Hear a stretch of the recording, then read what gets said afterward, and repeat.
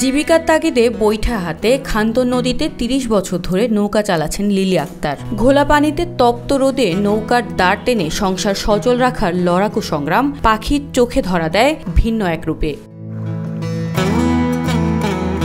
সংসারে অভাব অনটন থাকায় মাত্র ৮ বছর বয়সে বৈঠা হাতে নেন লিলি। বাবার সহযোগিতায় শিখেন নৌকা চালানো। ৩ ভাই বোনের মধ্যে লিলি ছিল সবার ছোট। আদর আর আহ্লাদে কাটার কথা তার শৈশব কৈশোর, কিন্তু সেসবের কোনো স্মৃতি লিলির জীবনে নেই, কারণ ওই বয়সেই সংসারের দায়িত্ব নিতে হয়েছে অন্যদের সাথে মিলেমিশে। আমার বয়স কাল ৮ বছর, আমি খেওয়া ধরছি আমার বাবাই বুড়া ছিল, কেরা খাওয়াইবে আমার বাবাই। তখন ওই কাশ চালে শ্বাস কাশালে এরপর ব্যথা ছিল, বাবাই বুড়াই থাকতে আমার ওই আস্তে আস্তে বাবাই ঠেলা মারিয়ে দিয়েছে আর আমার বইটা ধরাই দিয়েছে, আর আমি কানতাম আসছে যেমন আমার মধ্যে ঠেলে দিয়েছে কিভাবে আমি এমন। লিলির বাবা ফটিক উদ্দিন 18 বছর আগে মারা গেছেন। মৃত্যুর আগে বেশ অসুস্থ ছিলেন তিনি। তার একমাত্র ভাই আলাদা থাকায় সংসারের দায়ভার পড়ে লিলির কাঁধে। এরপর থেকে পুরোদস্তুর মাঝি হিসেবে বাবার নৌকা নিয়ে খান্দন নদীতে নেমে পড়েন লিলি। এইভাবে থাবা দাও ওইভাবে থাবা দাও, হ্যাঁ আমি দিছি দিতে দিতে খুলে গেছে, আবার দিছে তুমি 5 বার তুমি এরকম বাবা শেখো। নাহলে মা কি খেয়ে মুখ আল্লাহ গরিব বানাইছে, আমি তো বেতায় শোয়া, কেটা আমাকে দেবে। খেকাল সবাই তো অভাব, কেরা কেড়ে টানে যার যার খাওয়া খায়। এরপরে আমি আস্তে আস্তে ডর ভেঙে গেছে, আমি আস্তে আস্তে বাবা শিখছি। 30 বছর আগে লিলি যখন নৌকা নিয়ে মানুষ পারাপার শুরু করেন, তখন দিতে হতো 4 আনা। টাকা পয়সার বদলে কেউ কেউ ধান মিষ্টি আলু দিত, কিন্তু সময় বদলেছে। এখন জনপ্রতি 10 টাকা দিতে হয় পারাপারের ভাড়া। 30টা বছর ধরে আমি ভাই ওই মানুষে আনে হাটুন চাইয়ে আনি যে আমার খেয়ারা দেন, আমি কিভাবে খাম, মানুষের দিতে আমার মা আবার বুড়ো মানুষ, মায়ের কি রাখা হবে, মায়ের লইয়া আমি মাইকে বাড়ি গিয়ে খাটতে পিটতে খাই।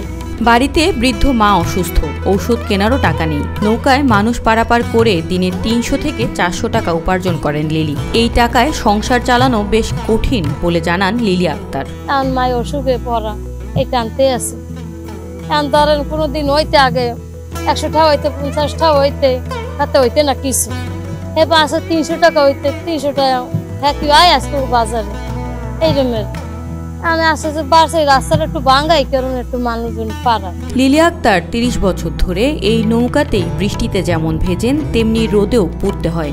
স্থানীয়রা জানায়, দরিদ্র হলেও পরিশ্রমে বিশ্বাসী লিলি। অভাবের তাড়নায় কারো কাছে হাত পাতেন না। দুবেলা দুমুঠো খেতে বৈরী আবহাওয়াতেও থেমে থাকেন না এই সংগ্রামী নারী। এই লিলি আজ দীর্ঘ 30 বছর ধরে এই খাওয়া লোকজন পারাপার করে, খুবই সমস্যার মধ্যে আছে। বৃষ্টিতে ভিজে রৌদে শুকুয়ে এসে এই লোকজন পারাপার করে। আমাদের জন্য রাত্রে ঝড় তুফান কোনো বৃষ্টি বাদল কিছু সে মানতে আছে না, সে সবসময় আমাকে পার করে দেয়। আর রাত্র 12টা বাজলে আসলেও পার করে দেয়। সে এমন গরিব, সার চলার কোনো কায়দা নাই। একজন নারী নৌকার মাঝি, এটা মানতে পারেন না অনেকেই। বাবার মৃত্যুর পর জীবিকার তাগিদে বৃদ্ধ মায়ের কথা চিন্তা করে বাধ্য হয়েই বৈঠা হাতে নিয়েছেন এই নারী। বাবা মারা যাওয়ার পরে আবার হাল ধরছে, কি করবেন, গরিব মানুষ তো খাইতে দইবে, পেট বসালে লেগেছে বাইতে হইবে না, এই জন্য বাইতে আছে। একটা নারী তো যে ধরেন একটা কর্মস্থলে যাওয়া একটা সবার কাছেই দুঃখজনক।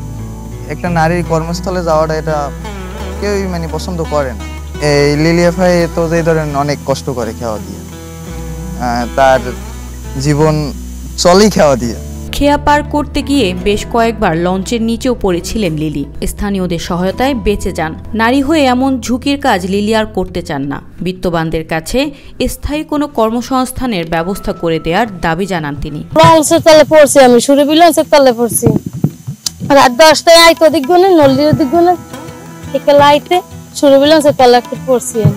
এই হাতুড়ির মধ্যে তো খুলে উঠছি, উঠতে আমি রাইতে পড়ছি। আর একদিন পড়ছে দিনে ওই দোতলা লঞ্চের তলে, ওই পড়ছে দিনে মানুষের টানি টুনি উঠেছে, মানুষের গাতলার তলে হামড়াইছে। অনেক কষ্ট করছি, কি খাই আমি বাঁচবো।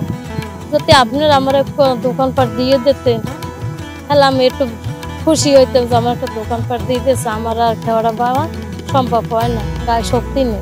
জীবন সংগ্রামের প্রতিনিয়ত সংগ্রামী এক নারী লিলি। জেলা প্রশাসন থেকে তাকে আর্থিক সাহায্য করা হয়েছে বলে জানায় বরগুনার সদর উপজেলার নির্বাহী অফিসার মোহাম্মদ শামীম মিয়া। বাছুর সহ একটি গাভী উপহার দেওয়ার পাশাপাশি ঘর উপহার দেওয়া হয়েছে। তারপরও লিলি বেগমকে কর্মসংস্থানের আশ্বাস দিয়েছেন উপজেলা প্রশাসন। প্রথম অবস্থায় উপজেলা প্রশাসনের পক্ষ থেকে তাকে ঘরের জন্য টিপ দেওয়া হয়েছিল।